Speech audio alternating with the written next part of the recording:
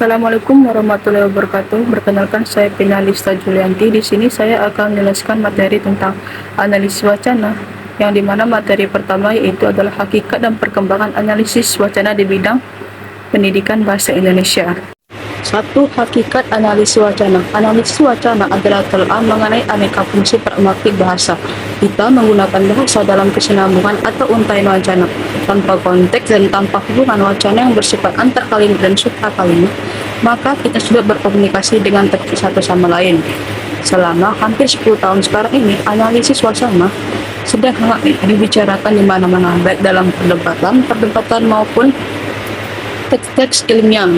Tapi penggunaannya sembarangan saja, bahkan sering tanpa didefinisikan terlebih dahulu. Akibatnya, konsep wacana menjadi taksa, maknanya menjadi kabur, dan ataupun penggunaan makna secara berbeda dalam konteks-konteks yang berbeda. 2. Perkembangan analisis wacana. Dalam linguistik, analisis wacana mulai muncul sebagai linguistik murni, yang dimana tidak bisa menemukan hakikat bahasa yang sebenarnya dan sempurna. Secara historis, pada tahun 50-an, kajian bahasa masih saja berputar di seputar kalimat. Berawal pada tahun 1952, seorang pakar bahasa dan linguistik yang bernama Zelig Escharis memberikan fakta bahwa ia merasa tidak puas akan tata bahasa kalimat itu. Karena ketidakpuasannya tersebut, pakar bahasa Zelig Escharis menerbitkan sebuah artikel yang berjudul Diskursus Analisis yang pada saat itu diterbitkan dalam majalah Language nomor 28. Dan dalam artikelnya Haris berargumentasi mengenai pentingnya pembelajaran bahasa secara inklusif dan komprehensif. Dengan demikian, sejarah perkembangan analisis wacana yang berawal dari sang pelopor ialah Zelig Escharis yang mengemukakan betapa pentingnya pembelajaran bahasa secara komprehensif dan inklusif. Setelah sang pelopor mengembangkan analisis wacana ini, banyak sekali, hampir seluruh pakar melakukan analisis wacana, dan juga terdapat banyak buku atau artikel yang sudah ditulis oleh pakar-pakar bahasa mengenai analisis wacana. Dapat dibuktikan bahwa betapa pentingnya analisis kebahasaan dalam dunia bahasa dan linguistik. Dengan begitu, kajian tata bahasa tidak hanya berputar di suatu kalimat saja. Dengan demikian, sejarah perkembangan analisis wacana yang berawal dari sang pelopor ialah Zelig Escharis yang mengemukakan betapa pentingnya pembelajaran bahasa secara komprehensif dan inklusif. Setelah sang pelopor mengembangkan analisis wacana ini, banyak sekali, hampir seluruh pakar melakukan analisis wacana, dan juga terdapat banyak buku atau artikel yang ditulis oleh pakar-pakar bahasa mengenai analisis wacana. Dapat dibuktikan bahwa betapa pentingnya analisis kebahasaan dalam dunia bahasa dan linguistik. Dengan begitu, kajian tata bahasa tidak hanya berputar di suatu kalimat saja. Materi yang kedua yaitu unsur pembangun teks wacana dalam peristiwa komunikasi. Sebagai satu bahasa yang lengkap, wacana terdiri atas rangkaian kalimat yang berkesinambungan, dapat dan ringkas tergantung pada konteks situasinya. Artinya, dalam analisis wacana terdapat dua faktor utama yang terima, yaitu 1. Faktor internal bahasa atau intralinguistik yang berkaitan dengan kaidah-kaidah bahasa seperti sintaksis, morfologi, dan fonologi. 2. Faktor eksternal bahasa atau bahasa asing yang berkaitan dengan konteks situasi. A. Unsur internal. Unsur internal wacana terdiri atas topik dan kalimat. Satuan bahasa yang digunakan untuk menyatakan topik adalah kalimat. Yang pertama itu ada topik. Topik merupakan pokok persoalan yang ingin disampaikan. Topik adalah gagasan utama yang dikembangkan dalam sebuah pidato dalam sebuah wacana hanya ada satu topik. 2. Tema. Tema merupakan pesan pokok yang ingin disampaikan oleh pembicara dalam wacana sebagai bentuk topik dan menjadi landasan untuk mencapai tujuan. 3. Judul atau tag, label, merek atau nama yang diterapkan pada ucapan. Judul berguna untuk mengunggah rasa ingin tahu pembicara terhadap permasalahan yang sedang dibicarakan. B. Kalimat. Kalimat merupakan satuan ujaran untuk membuat wacana. Kita menggunakan setidaknya satu kalimat. Hal ini dapat dimengerti karena wacana merujuk secara khusus pada penggunaan bahasa aktual yang kita sebut teks. Teks sebagai perwujudan wacana yang konkret disusun atas rangkaian kalimat. Sebuah kalimat diakhiri dengan intonasi terakhir. 2. Unsur eksternal. Wacana adalah sesuatu yang termasuk dalam tuturan tetapi tidak dampak secara nyata. Sesuatu di luar unit linguistik wacana. Kehadirannya mempunyai fungsi pelengkap terhadap integritas wacana. Faktor eksternal tersebut meliputi konteks, implikatur, presuposisi, referensi, dan inferensi. Menganalisis dan memahami elemen ini dapat membantu memahami sebuah wacana. Yang pertama itu ada konteks. Konteks mengacu pada apa yang diasosiasikan dengan teks, khususnya objek atau yang menyertai teks dan menjadi satu kesatuan. Menurut Brown dan Yule pada tahun 1983. Konteks adalah lingkungan atau situasi di mana bahasa digunakan. Kita juga dapat mengatakan bahwa konteks adalah lingkungan teks. Secara umum, konteks wacana dapat dibedakan menjadi dua kelompok, yaitu konteks verbal dan konteks nonverbal. 1. Konteks verbal. Konteks verbal yaitu hubungan dengan satuan bahasa yang melingkupi kalimat-kalimat dalam percakapan. 2. Konteks nonverbal, yaitu konteks yang hubungan mencakup melibatkan hal-hal di luar bahasa. Konteks nonverbal mencakup situasi sosial dan budaya. Pemahaman konteks situasi dan budaya tuturan dapat dilakukan dengan cara menggunakan berbagai prinsip penafsiran dan analogi. B. Implikatur. Konsep implikatur pertama kali diperkenalkan oleh Grice pada tahun 1975 untuk memecahkan permasalahan makna linguistik yang tidak dapat diselesaikan oleh teori semantik konvensional. Implikasi digunakan untuk mempertimbangkan makna pembicara yang berbeda dari apa yang diungkapkan secara harfiah. 2. Presuposisi. Menurut Josh Yule pada tahun 2006 berpendapat bahwa peranggapan atau proposisi adalah sesuatu yang dianggap oleh penutur sebagai suatu peristiwa sebelum mengucapkan suatu tuturan. Penuturan yang memiliki preposisi bukan kalimat. B. Inferensi. Inferensi adalah proses yang dilakukan penutur untuk memahami makna suatu tuturan yang tidak diungkapkan secara langsung dalam tuturan tersebut. Inferensi merupakan suatu proses yang harus dilakukan oleh seorang pendengar atau pembicara untuk memahami maksud pembicara atau penulis. Proses pemahaman yang demikian tidak dapat dicapai dari pemahaman yang harfiah, tapi juga harus didasarkan pada pemahaman makna berdasarkan konteks sosial dan budaya. Materi yang ketiga yaitu jenis wacana sebagai sumber analisis data penelitian. 1. Pengertian wacana. Wacana adalah unsur kebahasaan yang lengkap dari segi kebahasaan maupun segi makna. Wacana adalah satuan bahasa yang lengkap, sehingga dalam hierarki gramatikal merupakan satuan gramatikal tertinggi atau terbesar, menurut Cher pada tahun 2007. 2. Jenis-jenis wacana. A. Wacana narasi. Wacana narasi adalah jenis tuturan yang menceritakan kembali suatu peristiwa secara berurutan menurut urutan kejadiannya. Dengan demikian, wacana jenis ini tidak dimaksudkan untuk mempengaruhi seseorang, melainkan hanya menceritakan sesuatu kejadian yang pernah dilihat atau dialami oleh pendengar saja.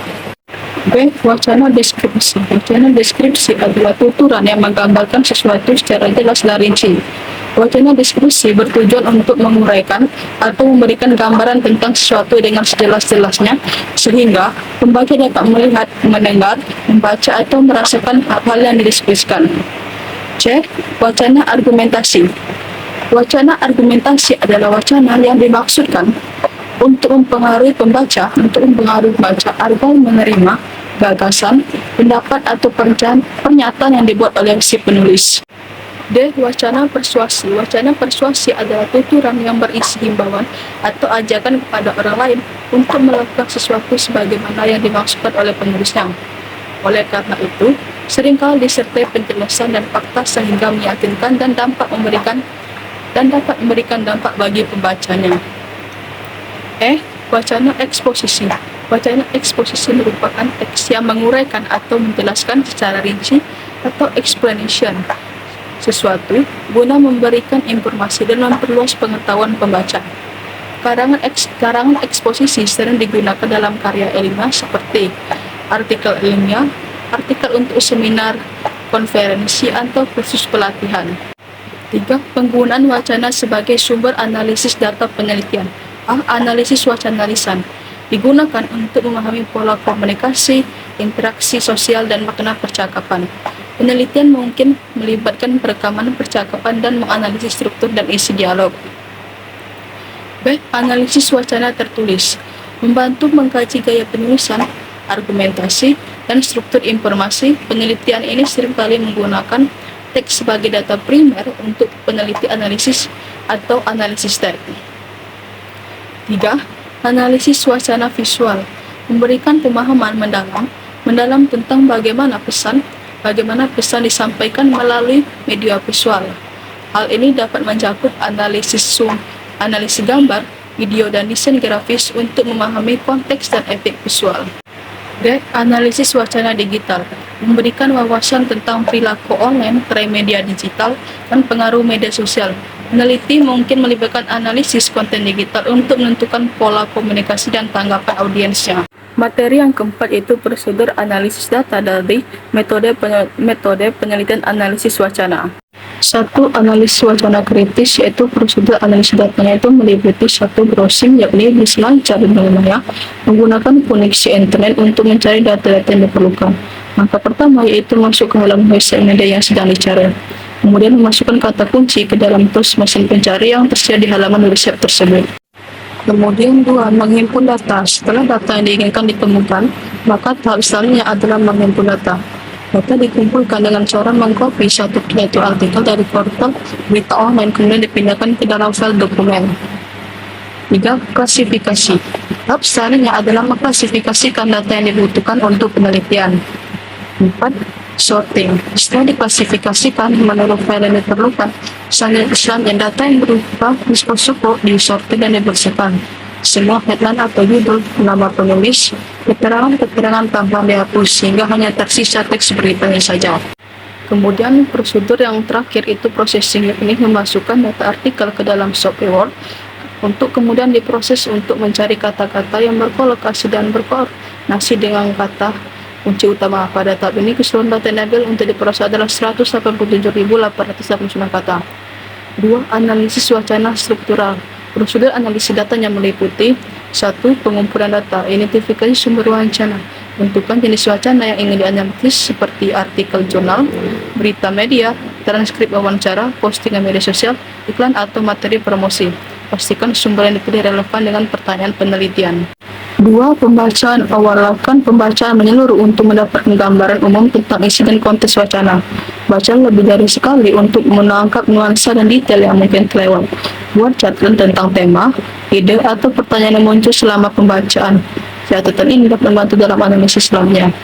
3. Analisis wacana konversasional, yang dimana prosedur analisis datanya itu meliputi 1. Pengumpulan data. Kumpulkan rekaman audio atau video percakapan relevan dengan topik penelitian. Dan 2. Transkrip percakapan secara detail termasuk intonasi, ide, dan aspek nonverbal jika diperlukan. 2. Familiarisasi dengan data. Bacalah transkrip beberapa kali untuk memahami konteks dan dinamika interaksi serta catat elemen penting seperti perubahan topik, tanya jawab, dan respon peserta. 3. Analisis struktur percakapan. Amati bagaimana percakapan berlangsung, termasuk siapa yang berbicara dan kapan, dan catat durasi bicara setiap peserta dan pola interaksinya. 4. Analisis wacana naratif. Prosedur analisis naratif adalah teknik analisis yang berfungsi untuk memahami narasi atau cerita yang muncul dari data. Jadi prosesnya kerap melibatkan terungkapnya elemen-elemen narasi seperti plot, karakter, konflik, dan resolusi. Teknik ini dapat digunakan untuk mengungkapkan pola-pola cerita yang mencakup perjuangan, perubahan, atau harapan. Tujuan utama dari analisis naratif adalah untuk memahami bagaimana cerita dari objek penelitian mampu mengungkapkan pengalaman, makna, dan pemahaman tentang fenomena yang sedang diteliti. Yang terakhir adalah analisis wacana multimodal. Proses analisis data ini meliputi pengumpulan data dari berbagai sumber seperti teks, gambar, video, audio, dan media sosial, serta pastikan untuk mendokumentasikan konteks dan latar belakang sumber data yang digunakan. Analisis wacana multimodal adalah salah satu metode wacana yang menggunakan media foto atau gambar sebagai data penelitian. Metode ini menganalisis bahasa atau pesan yang terkandung pada setiap unsur yang terdapat pada media foto tersebut. Dan materi yang terakhir adalah prosedur analisis data dari metode-metode penelitian analisis wacana. Pendahuluan analisis wacana adalah metode penelitian yang digunakan untuk memahami bagaimana bahasa dan komunikasi membentuk makna dalam konteks sosial.